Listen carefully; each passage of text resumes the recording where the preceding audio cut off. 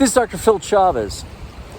The mere immensity of the ocean calls into question its control and its organization. It is so vast and expansive that it appears overwhelming and uncontrollable. Brothers, how can its total operations and whole ecosystem be directed and sustained ongoing? I look at the large creatures within it, the fierce storms that surround it, the movements of the waters, and so much that goes on within, and wonder how these continue to move and renew. How does one even fathom the management of the entire seas? To my mind, the great expanse of the ocean is that part of creation most indicative of the majesty and the supremacy of God.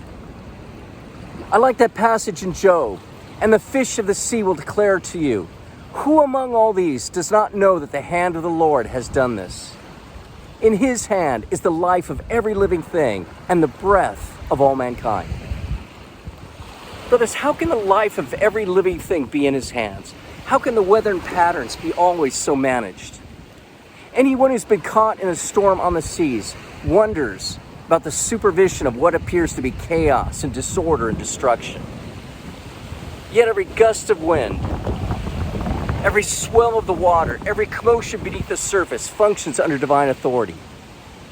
As the psalmist says, for he commanded and raised the stormy wind, which lifted up the waves of the sea. Brothers, the ocean influences all of us to marvel at the direction God gives over all creation, and increases our hope that if God can manage this and take charge of its immensity, its fluctuations, its ecology, then one can be confident and reassured that such a powerful God can manage everything about us. As it also says in the Psalms, thou dost rule the raging of the sea. When its waves rise, thou stiflest them. Brothers, when life rages, God brings it back to norm.